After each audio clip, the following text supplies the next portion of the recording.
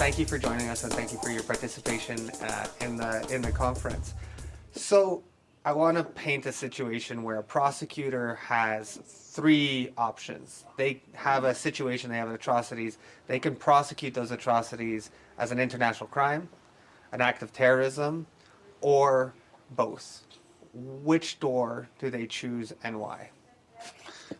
Well, if this would be the case, it would be a fortunate choice that you can make, because there are several options you can explore. And I'm of the opinion that if you can prosecute for both crimes, you should go for both. Because if you do so, you can prosecute for the full range of crimes that have been committed. And by really looking at the deeds that have actually taken place, the crimes that have been committed, you place the perhaps terrorist crime into the context of international crimes. And by prosecuting for them both, you also give the victims of those crimes a prominent role in your prosecution choice in the process that is going to follow.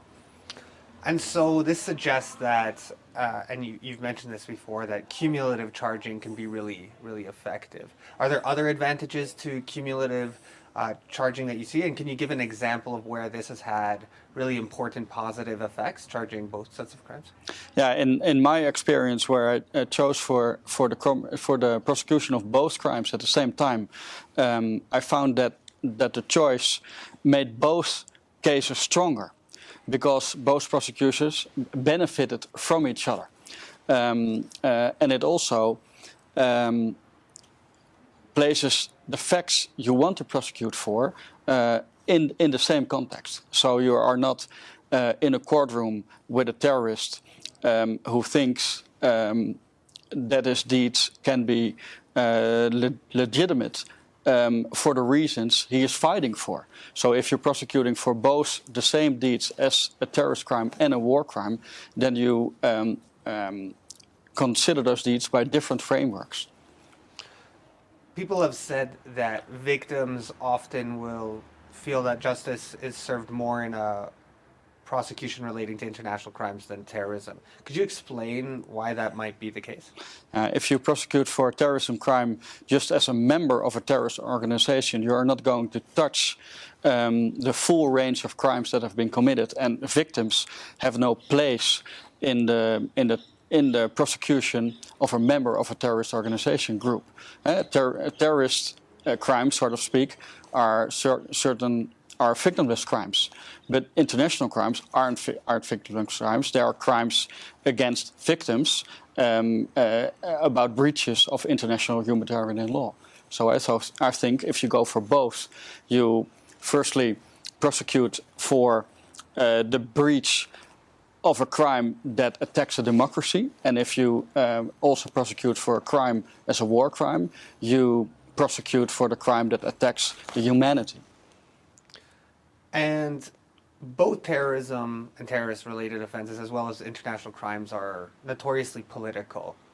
And governments care about them, and governments are concerned about them in ways that maybe they're less concerned about other crimes. And so I wondered, when you're investigating and prosecuting terrorist offenses or international crimes, do you feel any political pressure in your work, or do you know of any kind of political pressure that may be exerted to ensure that an investigation focuses more on terrorist crimes and terrorist-related offenses as opposed to international crimes? Personally, as a prosecutor from the Netherlands, I have not faced any political pressure or pressure from my superiors to only go for a terrorist crime or only go for a war crime. But I can imagine that just prosecuting for a terrorist crime makes the case easier to handle, because then as a state you are prosecuting an enemy of the state, and that gives a narrative that might be suitable for the state, which perhaps also is in problems because there have been war crimes committed in the territory of that state, where maybe the state also contributed to.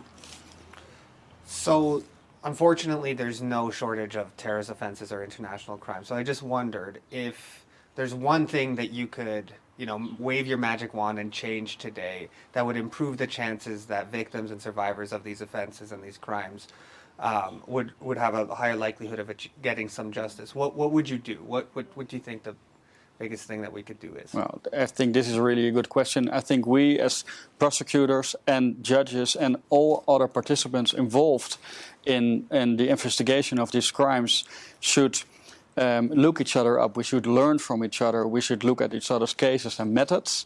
And by doing so, by learning from each other, you can explore the best possibilities that there are in an investigation. I think in a good investigation, you try to open doors and you see what's behind the door. And if you can use it, then you go through the door. And if you can't use it, you go through another door. And that's how a good investigation has to be performed. And if you then, after the investigation, look at your results, you can then make the choice what's the best way to go forward in the case. So working together, looking at each other's results.